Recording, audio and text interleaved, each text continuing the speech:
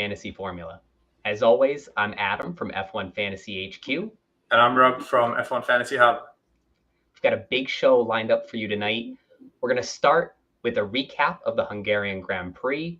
And as a Mercedes fan, it was definitely a tale of 2 days for me. On Saturday, Lewis nabbed P1 by 3/1000ths of a second, but then didn't even hold it through the first turn on Sunday. So definitely some ups and downs for me.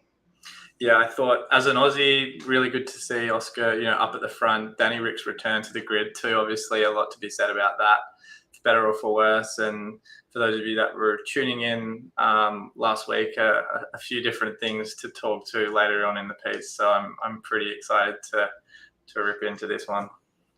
Great.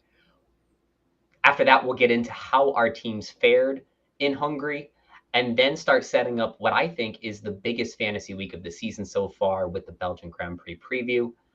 We'll end tonight with our FanAmp picks of the week and give you a sense of where our lineups are headed going into this weekend.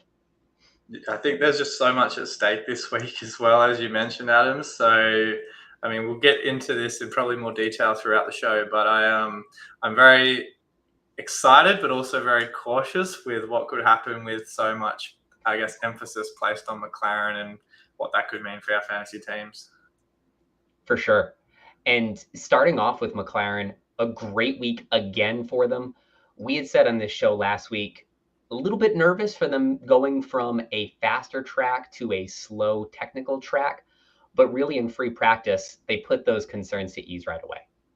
Yeah, I think there was some skepticism around whether or not the car would fare well in those kind of slower speed corners, and that Aston Martin would potentially kind of reap the benefit of their car setup, that kind of higher downforce setup.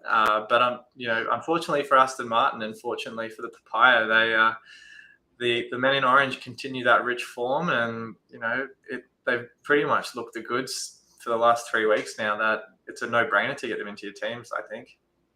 Yeah, you see Lando with his second straight P2 and his first broken trophy of the year. So great outing from Lando. And the McLaren constructor now has 25 points just from fastest pit stops alone. It just looks like they're a freight train right now. Yeah, that's one of the reasons why I'm considering the constructor over having both of the drivers, is just the bonus that you see in pit stops. Red Bull obviously really known for, that consistency and getting the car kind of out within 2.5 seconds. But McLaren's, I think, a force to be reckoned with. And if you can pocket 10, 15 or sometimes even 18 points, which Red Bull have done a couple of times this season, that's obviously a huge bonus if you've got McLaren on your side too. For sure. And it took a sub 2-second pit stop from Red Bull just to knock them off from their third straight fastest pit stop win. And fun fact is the 6 fastest pit stops in F1 history are all owned by Red Bull.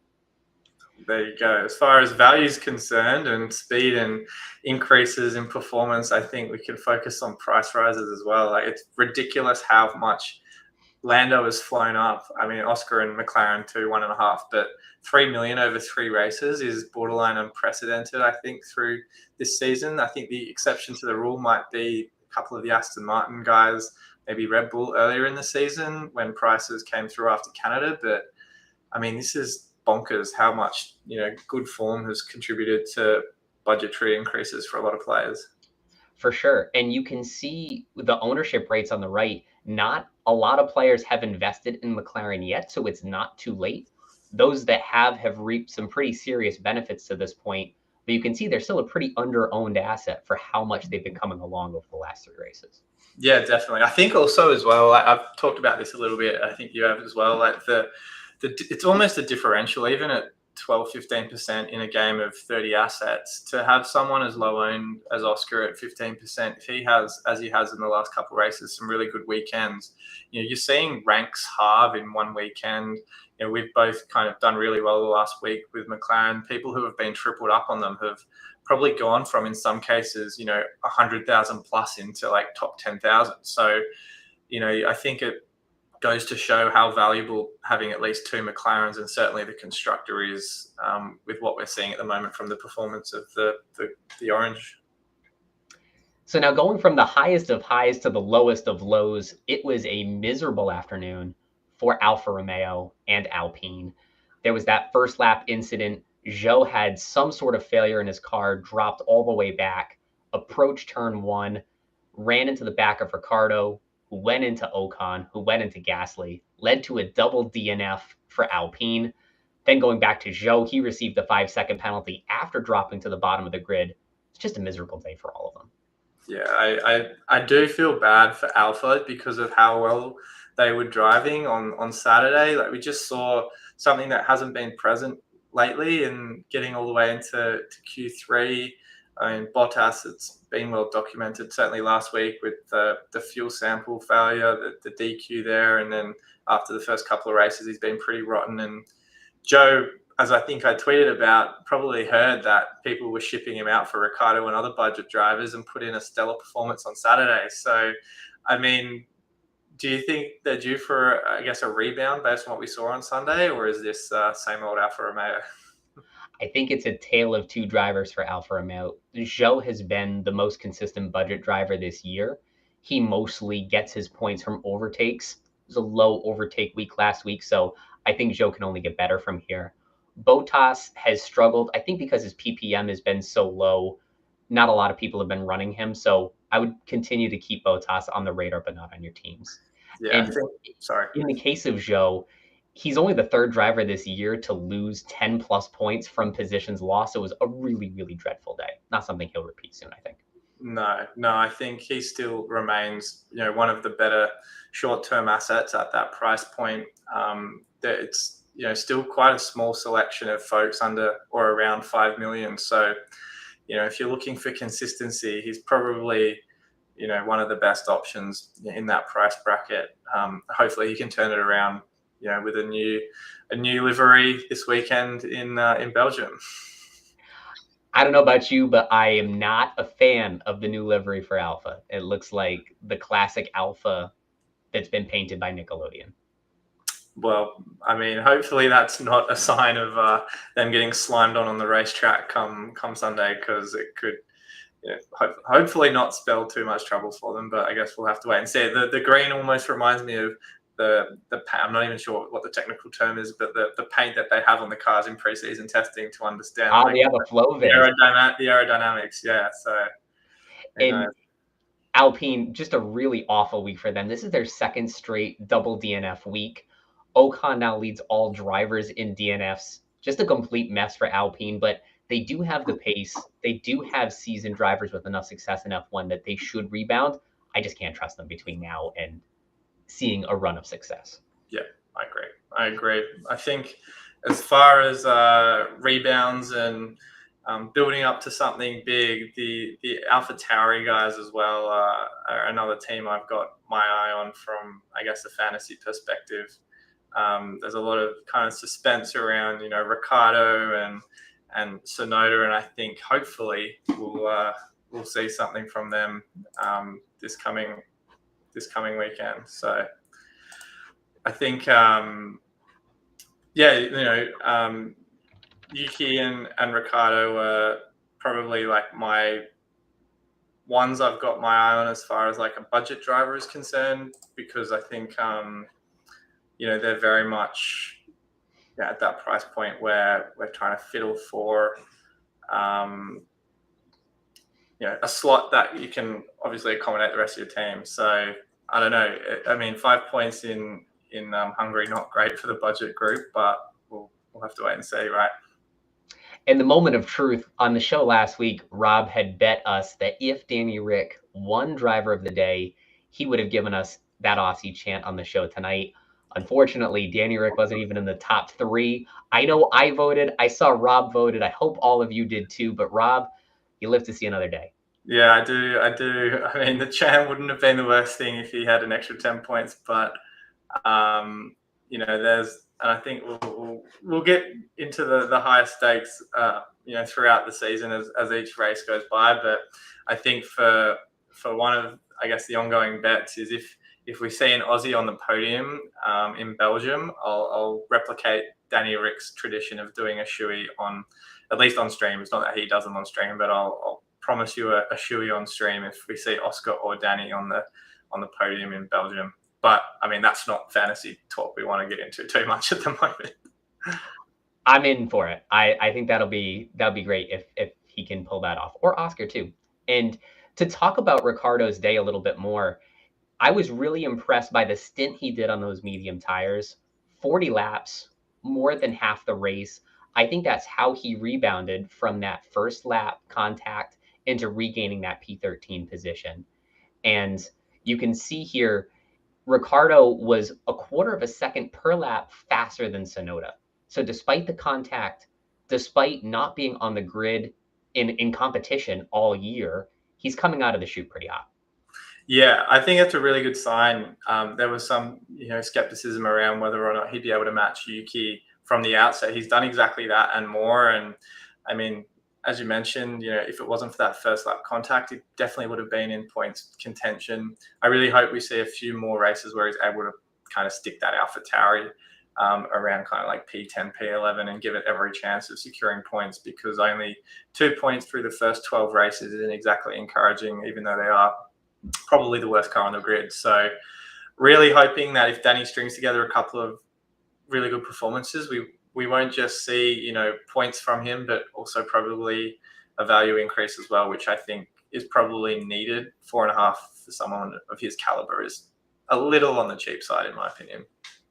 I'm hoping we can time it right, that we pick Danny Rick on that week, that he gets the much needed price increase for sure. Yeah. Now let's talk about how our teams fared in Hungary. We ran the exact same team, and we started with the same team, and on separate occasions made the exact same swap on Saturday and ended with the same teams. It was a good day for us, but I think it could have been a little bit better had we had the guts to run the McLaren. Yeah, I think my biggest kind of mistake looking back at last week, and I probably won't make the same mistake 2 weeks in a row, was if I went for the constructor last week, I would have needed Hulkenberg at that budget slot. I think there was a lot I talked about, you and I both, around Danny Rick's driver of the day potential, and kind of that value increase as well that we were expecting. Obviously, neither of which eventuated, and as a result, I cheaped myself out of going for McLaren, which was obviously a big mistake because of the haul they had. So I think from what we've seen the last couple of races, pit stops, as we mentioned before, and covering, one of the other drivers, assuming you don't have triple McLaren, is, a no-brainer for me. So Aston Martin is first asset on my chopping block heading into Belgium. And I want to make note too of how our world rankings improved this week. We saw earlier how few teams ran any McLarens at all. Just by having the two drivers in our lineup, we basically cut our rankings in half. I was at 31,000 going down to 18,000. Rob went from 16,000 to 8,000. So you can see, just by having one or two McLarens in, it's going to really improve your ranking. Yeah, definitely. The differentials, as we mentioned before, and I think you'll see a lot of those zombie teams or players that have lost interest through the first kind of 5-10 races really fall behind, and those engaged managers will absolutely kind of soar up the ranks when you're piling in on 2 or 3 McLaren assets that are all owned under 25%. So definitely expect some big results, some big rank swings in Belgium, and we'll obviously cover chips and such later on, but I definitely think this is one of, if not the highest stake race from a fantasy perspective so far this season. And I just want to finish with a discussion on the price gains. Our teams gained 3.9 million, mostly through the 2 McLaren drivers, but I was intrigued by Checo. He gained 1 million in value this 1 week, which is the same as what he's increased the previous 9 races. So 9 races before this, he totaled a $1 million increase. 1 million just from this race alone.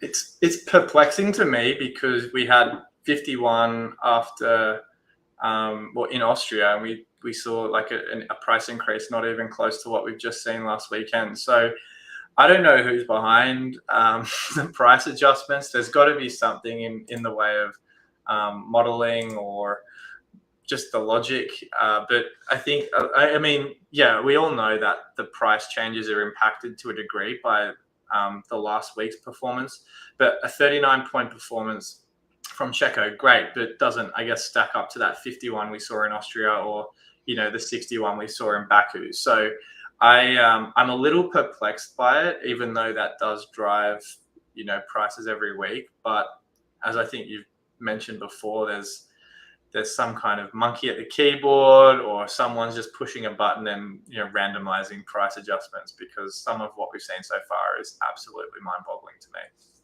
Every week I sit down and try to make sense of the price increase math. I look at the last 2 weeks, 3 weeks, 4 weeks, raw points versus PPM versus who scored in the top 5. I can't make any sense of it. No. In terms of PPM as well, if we're looking at McLaren's the last few weeks heading into Belgium, I think they are far and away over the last 3 weeks the best value for money assets in the game at the moment. They've supplanted Aston Martin as the second half of the meta or template build, whatever you want to call it, and realistically is probably the move for just about every engaged player at the moment. So you have to think, if you're not doubled up or tripled up, that's definitely the approach heading into this weekend. And I think one of the biggest keys to success in this game is figuring out when the game shifts and adjusting to it and riding that wave. And for us in 2022, that was when the so-called hackerman announced himself as a guy who is influencing prices across the game. Once you started understanding the patterns of the price increases, your cost cap went up, and many of us were able to ride it to victory last year. This year, I think McLaren, its ascent to the top of the grid is that first big shift. Yeah, absolutely. I think there's a huge step change in the way people will approach each weekend, just in terms of value, points potential.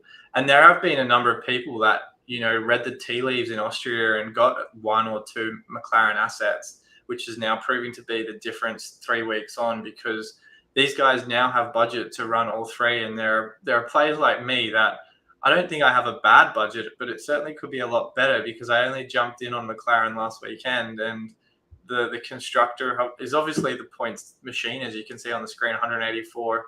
But it's kind of I've essentially been priced out of owning all 3 and having to make compromises in my team elsewhere, because I can't obviously afford the ideal lineup that some people have. Yeah, you're seeing that teams are starting to separate both in terms of points and budget. If you started them in Austria versus a Silverstone versus in Hungary versus not at all, and maybe starting to run them in Belgium this week, you're going to see big gaps in both points and cost cap that could be lasting for the rest of the season. Yeah, definitely. In terms of like a pivotal junction, not just the McLarens, but I think going back to how critical this race is and your decisions around team selection and chips, you're definitely going to see a lot in the way of price changes, rank swings. And I think, now at, is it the 3rd sprint race of the season?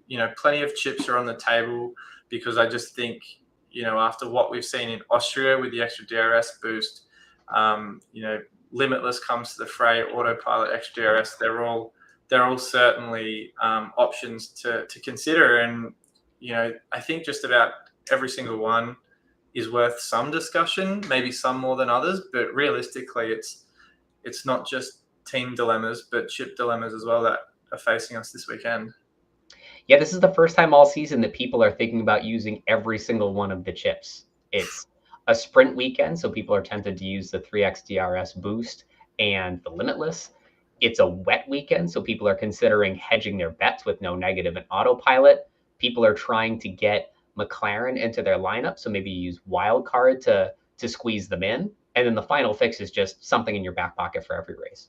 Yeah, definitely. I think that's the one chip that factors in it just about every race, whether or not it warrants the same kind of weighting as others at certain races. But I think chips like Autopilot, extra DRS, wildcard, as you mentioned, all very, very valid in my opinion. I'm less high on no negative on sprint race weekends, and Limitless in particular for this week. If you do decide to use it and bring in the McLarens, which a lot of people, engaged managers at least, are going to own, so I don't think the value is there quite as much. And then secondly, to the point where if you get them in this week, you're not going to, if you don't already own them, benefit from the price increases heading into next week, because the whole point of Limitless is that you get that one kind of super impressive team for 1 week, but your value increases are based on the team you had before activating the chip. So I think that's a little lower on my list, to be honest. Same for me. I'm keeping Final Fix in mind, especially because you can use it at any time between qualifying and the sprint shootout and the sprint and the race. So you can really suss out things as they're happening per session. And we haven't talked about it yet, but with qualifying and the first practice on Friday, lineups lock a day earlier. We're gonna have a lot less data to see how the cars look on track in Belgium. So it's going to be a very interesting decision, very last minute decision on how we set our lineups and what chips we use. Yeah, I mean, I've talked to you about this already, but I think, like, to be honest, the worst thing that one practice session can do is skew our thinking at the last minute. I think right now a lot of people are very high on McLaren, and understandably so. But with only one practice session, the first practice session as well, which is usually the most unpredictable, we could see McLaren somehow end up, both drivers in the bottom 5, bottom 10 for whatever reason. And then people get cold feet, and then, we all move away from them, and then they have a blinder on Saturday and Sunday. So I think, to be honest, this is one of the very few exceptions where I would just say, don't give any thought to practice. Obviously, I think it has some weighting, but not nearly as much as it would in previous weeks because of the fact that there's only such a small amount of information and data that we can rely on to inform our decisions. I'll definitely be keeping a close eye on just the news, and maybe I'll keep one eye on free practice on Friday just in case anything big happens. And as we look at the chips, one of the big considerations is the weather. And it's no secret that it's going to be wet every day. And like I mentioned a minute ago, the Friday forecast is important because that's your one practice session and your qualifying that sets the grid order for Sunday. Yeah, definitely. I think just on the weather, it's a huge factor, and Spa has historically been known for a few wet drives, namely that one I think a couple of seasons ago where we got 2 laps in. But I think that opens the door for autopilot, potentially final fix if there's some risk on the race day. And then I think that for me would deter me a little bit from activating the extra DRS. I've already used mine in Austria, as have you, but I think it's best used at a dry track like Circuit of the Americas, Qatar, maybe Brazil, but that also gets a little bit of rain too. So I think do approach chip usage with some degree of caution because of the weather in play this coming weekend. We still have half a season, so there's plenty of time to use it for sure. Yeah, definitely. With that, let's move on to our FanAmp picks of the week. Let's get right into the first one. How many drivers DNF during the qualifying session? I'm going to say none. I think they'll be conservative enough. Like, I think it'll be raining at the start of the session. They'll know to put the inters of the full wets on. There's a lot of runoff area on this track, so even if you go off track, I think it'll just be a caution flag. I think I feel good with 0 too. Yeah. I mean, it's probably the cowardly pick, but I also think it's probably the most logical pick too. So that's my bet. I think as far as the risk with the weather, do you think that's going to affect which team ends up with more points by the end of the weekend in terms of Aston Martin and McLaren? I'll tell you this. I feel good about McLaren in the rain just because I think going all the way back to Monaco, that first time I was nervous about seeing rain on track and how drivers would respond to it.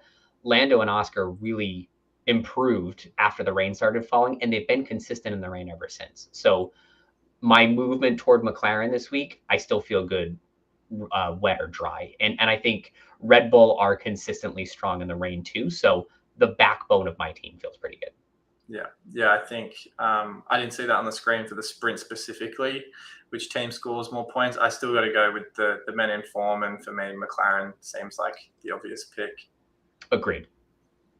And then moving on to the third one for the Grand Prix, which teammate has a better race finish? And it's the 2 AlphaTauris. I am going to be biased and favor my countryman here, Daniel Ricciardo, only because we saw some really encouraging signs from him last weekend. Sonoda, I think, a great driver. He does quite well in sprint races as well, just because I think it might favor a little bit of his aggressive driving style. So I don't think it'll be quite as big a golf as some might expect, but I'm just going to be biased and go with my boy Danny Rick. I'll keep it interesting and go with Yuki.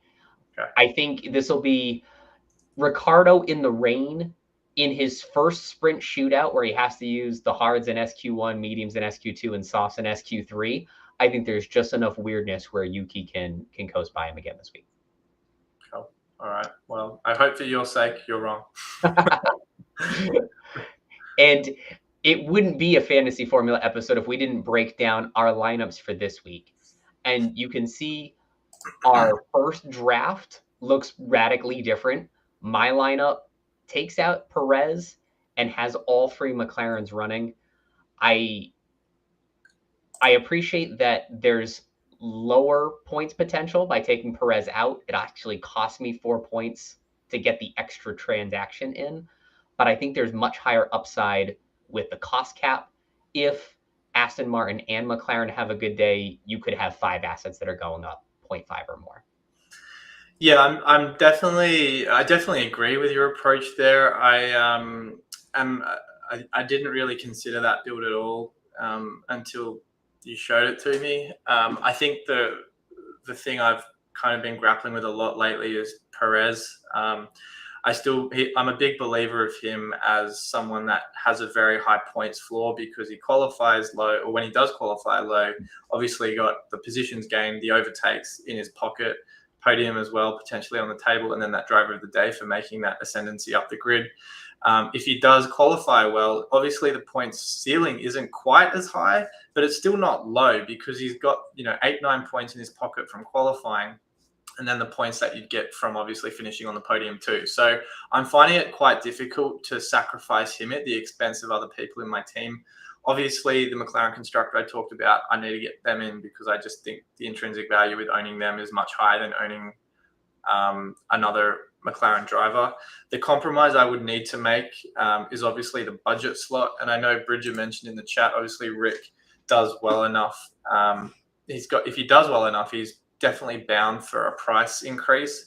I definitely think that's possible and was surprised a little bit that it wasn't adjusted even a couple 100,000 after the last race. But I'm going to have to compromise on Rick, which kind of hurts me a little bit, tugs at my heartstrings just a little bit, and get in Hulkenberg. I don't think Hulk is by any means the best budget driver. I'd say arguably probably the worst.